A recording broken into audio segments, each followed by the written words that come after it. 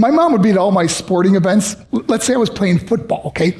My mother would be on the sidelines, and if the play on the field started going one way, my mother would run along like, Mark, get him, get him. I'd be like, oh my gosh.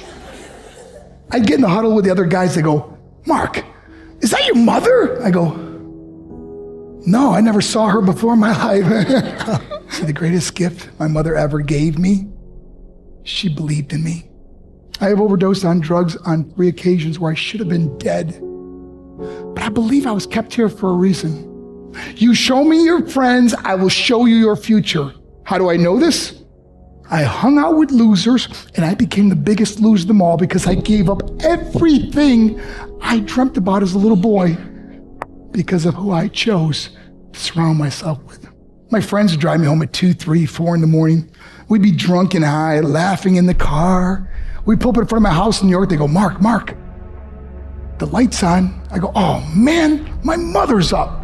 See, my mom wouldn't go to bed until she knew her son was still alive. I'd walk in, she'd say, hi, Mark, how was your night? I go, it was good, Mom, I'm just gonna go to bed. She goes, can I talk to you for a minute? I go, Mom, I'm tired, I'm just gonna go to bed. She goes, Mark, I haven't seen you all day and all night. Can I please talk to you? I said, man, just leave me alone. You bug me. I'd slam my bedroom door on the one person who believed in me.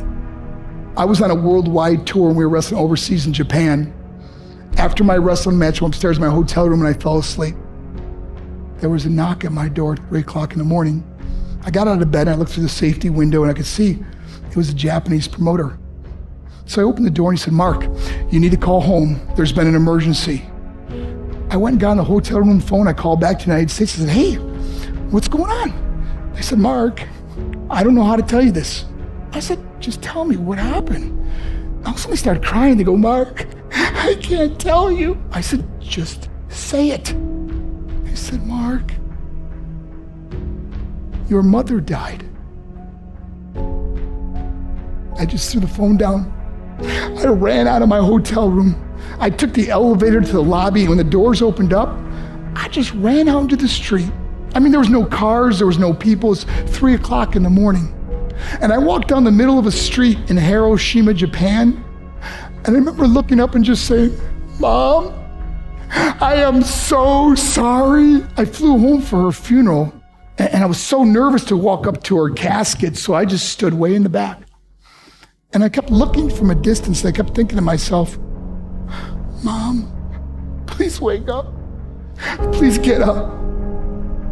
And then I finally got the nerve to walk up to her. And as I got closer, I could see my mom for the first time. I mean, she was so beautiful.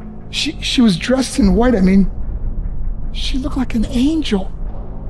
And I just stood over it. I said, Mom, you are my hero. Everything I am, everything I hope to be was because of you. You loved me so much. You gave me a life. You're the only one that ever believed in me. How did I repay her?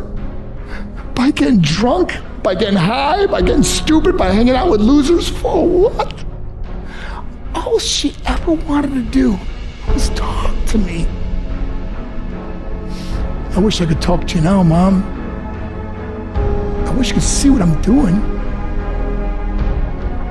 Why couldn't I have been a better son? We are defined by our choices. But if you surround yourself with people involved in drugs and alcohol and pills, it's a dead end. I'm not here to preach to you. I'm here to tell you I lived that life. It leads to broken hearts, broken relationships, broken dreams, and death. For what? To get high? If you have a mother or a father, when you go home, tell them how much you love them. See, my whole life was about being rich and famous. I had to be a millionaire. I had to win the race. I had to win the race at the expense of my marriage, my family, my friends. For what? To be all alone in the world? I learned what is truly important, and that is how precious this gift of life is, and our families, and how quickly it can be taken away. See, I no longer live in time. I live in moments. See, it's not what's in your pocket that matters. It's what's in your heart that truly matters. Love Love is just a word until somebody comes along and gives it meaning. You're the meaning.